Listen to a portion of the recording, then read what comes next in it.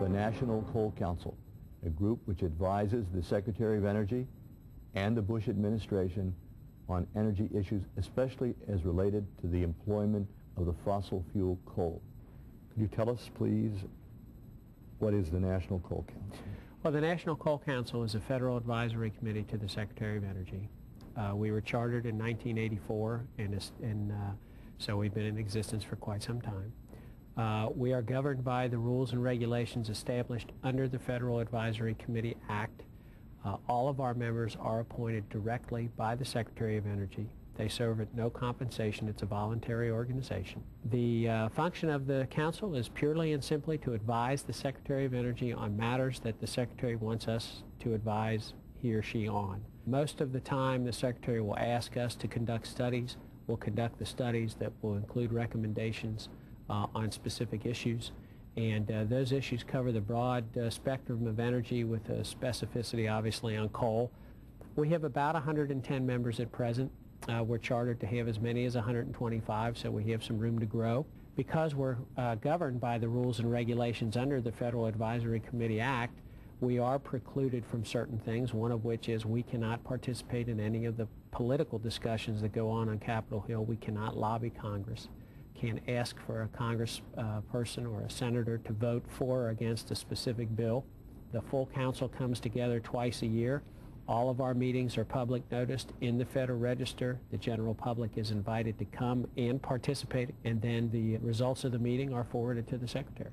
I gather that in fact I know that the work mainly goes on between meetings, the real work. I mean, these Correct. Studies take a hell of a lot of time, quite frankly. Yes, they do. The studies are done by the members themselves using their expertise or the expertise of the staffs of the companies that they work for. It is all volunteer work. No one gets paid. The work of the study groups is then thoroughly discussed and open for debate. So you have basically 110 experts come together, discuss, debate. At the end of the day, they come to conclusions and recommendations. They personally have their names on the reports. Each individual is listed in every report, and so it is a product of their effort that goes to the Secretary. In May of 2001, you released the study about 40,000 additional megawatts of power which could be available almost overnight. Correct me if I'm using the wrong phrases. Well, first of all, you're correct. Our study in May of 2001 asked us to look at what we might do to find more electricity from the current fleet of power plants. And while, pursuant to your statement, we couldn't do it overnight, we felt that in the next 3 years, which is certainly very rapidly, we could probably come up with about 40,000 megawatts of additional electricity that we could put into the grid for the United States. There were a few folks that took issue with that because they did not believe that our assumptions were accurate and that our techniques in terms of the technologies that were available and the way we pursued our study were correct. We stand by it, foursquare, 100%, and we have had numerous experts critique that study, and no one from the engineering community, from the electricity community, or quite frankly from federal, state, or local governments have had any problems with our study at all. In fact, they've completely supported the study and are actively trying to implement the recommendations that we made. What provision is there for either the public individuals or groups of individuals, let's say, who have a special perspective, to be involved in the process leading up to the voting on the report? Are they able to be factored into that, or somehow, how would they connect into that long, complicated, time-consuming process of actually writing the report? Well, each study is announced at one of the public meetings. So if folks, take the time to look at the announcements and come to the meeting, they will know what it is we are intending to work on, what subject material we're asked to investigate by the Secretary. From that point on, they can participate by monitoring or by commenting on the study itself, and all of that gets printed in the report, either as an appendix, generally as an appendix, but it is a part of the report itself. Plus, the general public can come to the meeting and speak for up to 10 minutes at the microphone and actually address the council if they so choose. There are men and women on the council. That's correct. We have lots of different folks, producers and shippers of coal, electric generation, chief executive officers, members of university faculties, state governments, architect engineers, as I said, Native Americans, lots of different people.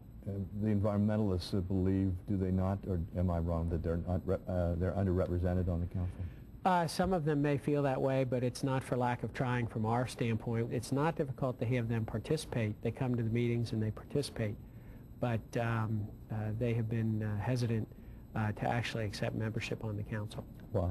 I don't know. I honestly don't know. We obviously promote the use of coal. I think many environmental groups cannot embrace that idea, and so they find it difficult not to participate, but certainly difficult to be a member of a group that promotes the use of coal. How would you explain clean coal technology to a group of environmentalists who say that's a contradiction in terms that coal itself isn't clean? Clean coal technologies are much more focused on the front end, cleaning the coal and taking care of it in the combustion process, so that you do not have to hang big pieces of equipment off the back of your power plant to remove those emissions before they go up the chimney. That's very important because it increases the amount of electricity that you can produce from the coal. It also makes the cleanup much easier to accomplish, much more cost effective, and with much less byproduct to have to deal with at the end. I saw a process once whereby they were actually taking the sulfur out of the coal before they burned it. Yes. And then selling the sulfur to chemical companies. Is that a form of clean coal technology? Yes. Clean coal is more a reference term for the way in which the coal is used. You can clean the coal before you burn it, you can clean the coal during the combustion process, or you can clean the emissions up at the tail end. Cleaning the emissions at the tail end does not really qualify as clean coal technology. That's clean emissions. Mm-hmm.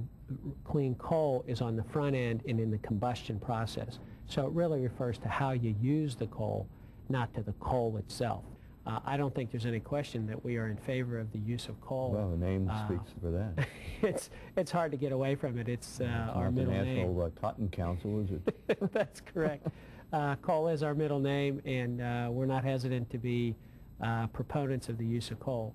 What we cannot do is lobby Congress about it, and we never do. So, but to act like we are not in favor of the use of coal would not be appropriate. Obviously, it is our middle name, and we are very much in support of it.